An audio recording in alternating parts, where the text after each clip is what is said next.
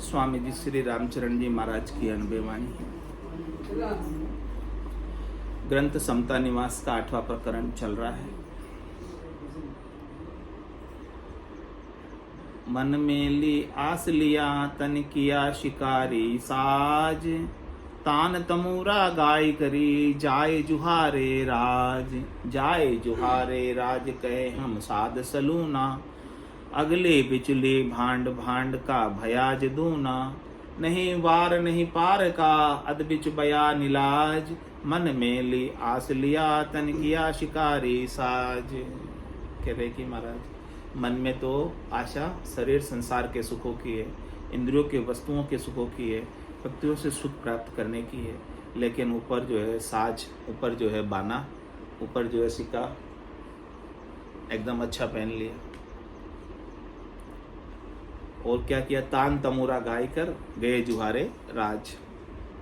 तमूरा लगा दिया और तानपुरा लगा दिया, ये सब करके और गाते हुए बजाते हुए राजा के दरबार में चले गए। जाए जुहारे राज कहे हम साधु सलूना, के कहते हैं कि हम बहुत अच्छे साधु हैं। अगली पिछली भांड भांड का भयाज दूना, अगले पिछले की पता नहीं कितने दुख भोग के आए, अब यहाँ आकर कैसे कैसे कर रहे हैं और आगे जाकर कितने दुख भोगेंगे, उन सब किसी की परवाह नहीं। और वो भांड बन रहे डबल, यानी बह रुपये बन रहे, भांड के सांगदार। नहीं वार नहीं पार का आद बिच बयान महाराज के, न वो इधर के रहते हैं और न उधर के रहते हैं, न ये लोग सुधरता है न परलोक सुधरता है, वो अद बीच के रहते हैं।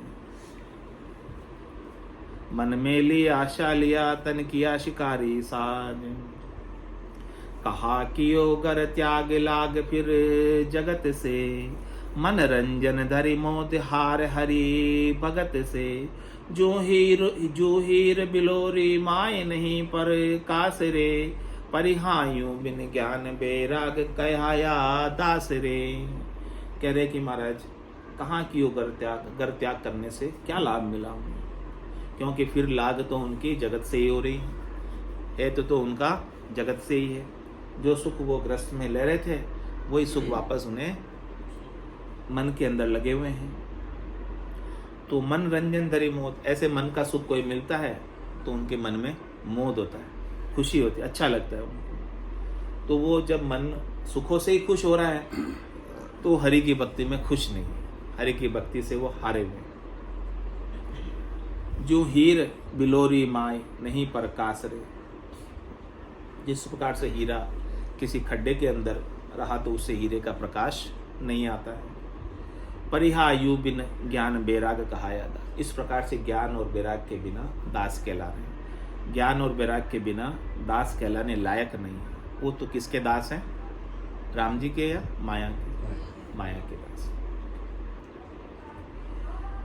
आस पास बंध्या फिरे गरुसु कपट उपाय, सेवक सु साचा रहे आप मुरादा जाए। आशा की फांसी में बंधे हुए हैं और गुरु सु कपट कर रहे हैं, सदगुरु के ज्ञान पर नहीं चल रहे हैं, इसलिए गुरु से कपट हो गया।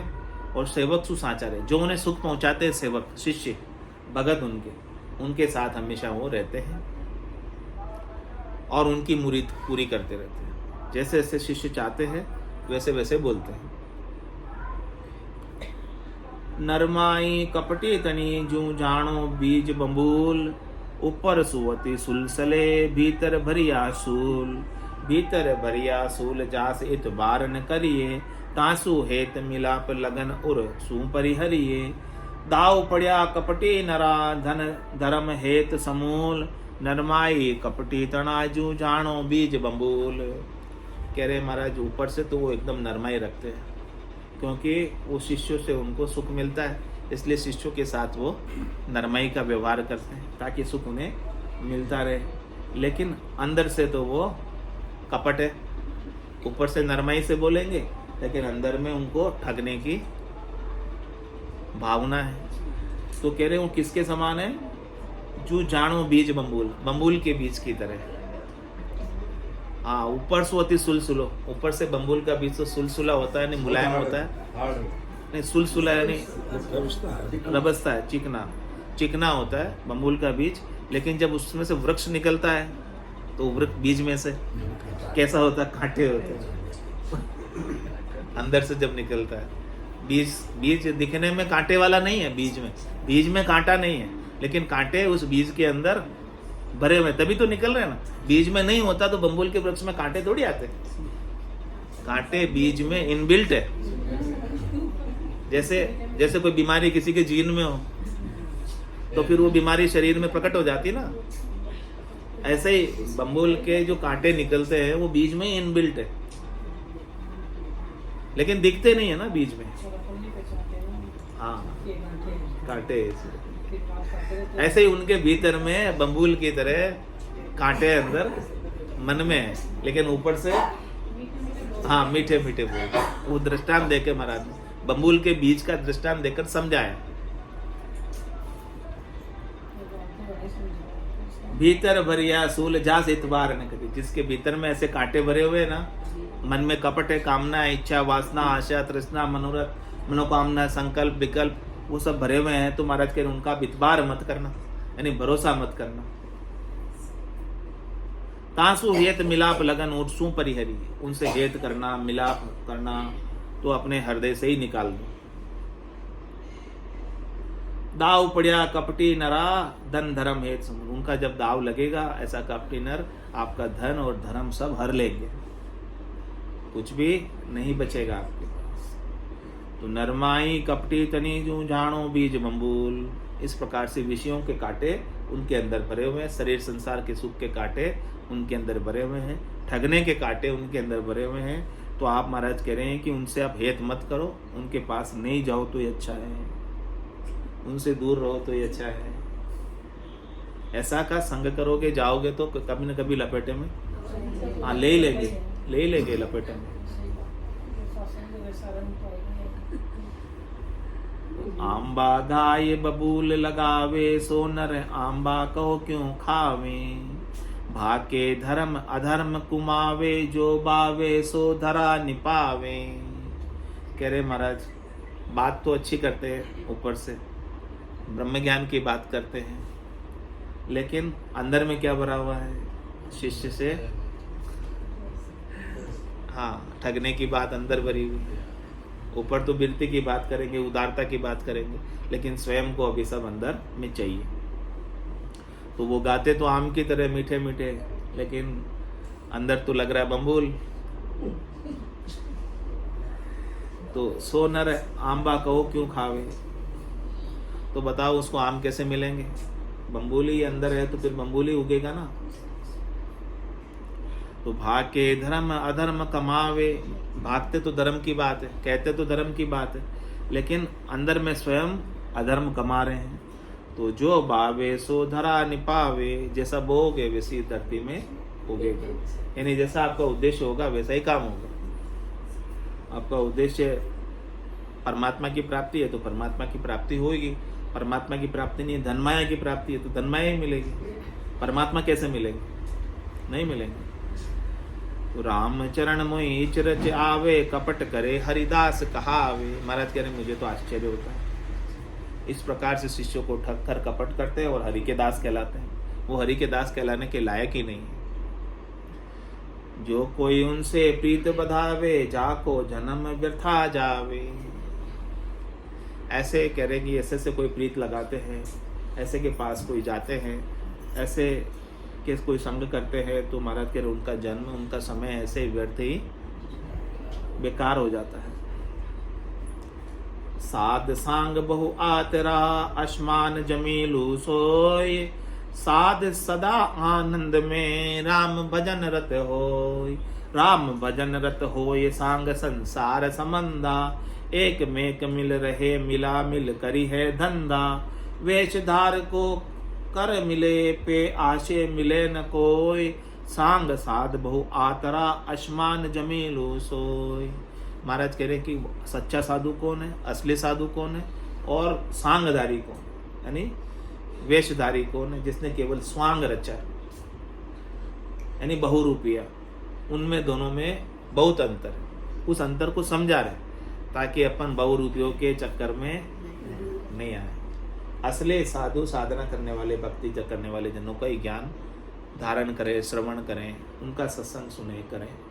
तो साध सांग बहु आतरा, उसमें बहुत अंतर है। क्या क्या अंतर है कि आसमान जमीन, तो एक तो आसमान है और एक जमीन। जमीन आसमान का अंतर है, इतना अंतर है। लेकिन दिखते दोनों एक जैसे हैं, क्योंकि कपड़े तो एक जैसे पहने हुए हैं। हंस में और बगुले में दिखने में एक जैसे सफेद सफेद, लेकिन हंस तो मानसरोवर पर मोती चुभता है और बगुला नाड़े खाड़े पर मच्छी चुभता है। तो सांग साध बहु आतरा, आसमान जमीलू सोय। और पहचान क्या है दोनों की? पहचान कैसे करें? कह रहे साध सदा आनंद में, राम भजन रत हो। पहचान ये कि जो सच्चा साध है, साधना करने वाला जन है, वो हमेशा आनंद में रहता है, राम भजन में रत रहता है। उसे कोई शरीर संसार के सुख दुख सताते नहीं। वो शरीर संसार के सुख दुख में न तो सुखी होता है और न दुखी होता है, सहज में रहता है। मिल गया सो ठीक, नहीं मिला तो कोई खास बात नहीं। लेकिन राम भजन में आनंद उनका भरपूर, भीतर का आनंद प्राप्त है, वो भीतर का आनंद बना रहता है। राम भजन रत हो ये सांग संसार संबंध। इसके विपरीत जो सांगदारी है, जिन्होंने केवल स्वांग रचा है साधु होने का, वो संसार से अपना संबंध जोड़े रखता है। जो राम भजन करता है, सच्चा साधु है, वो तो संसार से आसक्ति, मोह, चाहना, इच्छा सब छोड़ देता है। लेकिन जो केवल स्वांग धरा है, केवल वेश पहना है, वो अपना संबंध संसार से बनाए रखता है, क्योंकि उसे संसार से सुख लेने की इच्छा है। तो एक में एक मिल रहे, मिला मिल करी है धंधा। वो क्या करता है? संसार वालों के साथ बातचीत करता रहता है, टच में रहता है उनके, और उनके साथ मिलकर धंधे भी करता है। जैसे संसारी धंधे करते हैं ना, काम, बिजनेस, वैसे उनके भी एक बिजनेस खोल लेते हैं उनके साथ पार्टनरशिप में। ऐसे साधु भी संसारियों की पार्टनरशिप में, वो बोलते, संसारियों कहते हैं कि तुम काम देखना, हमारा पैसा उसमें, साधु अपना पैसा लगा देते हैं और संसारी फिर काम देखते रहते हैं। तो उनके साथ मिलके वो धंधे में लग जाते हैं।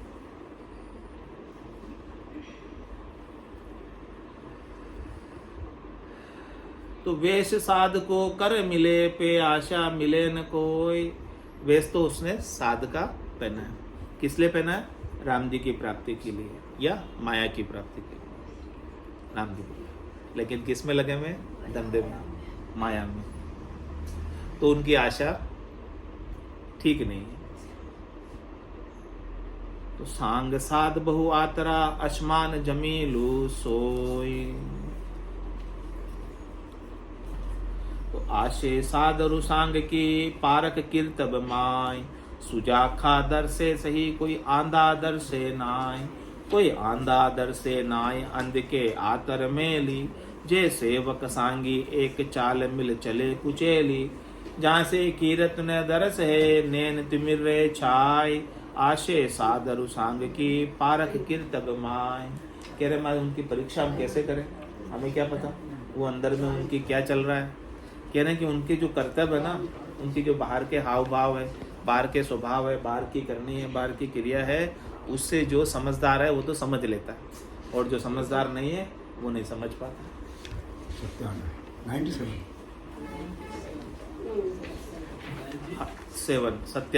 97 हरजस पदराग बेरू प्रभाती 8 संतो कैया पत्नी आओ।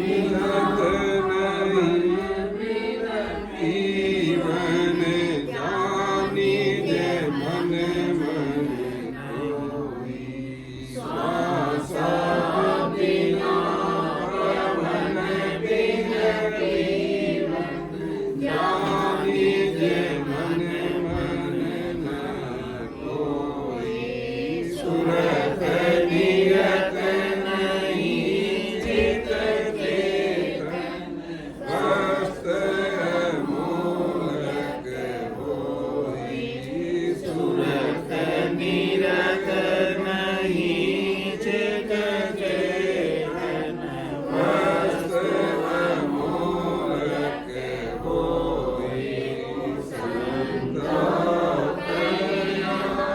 पत नहीं आवे संतो दया पत नहीं आवे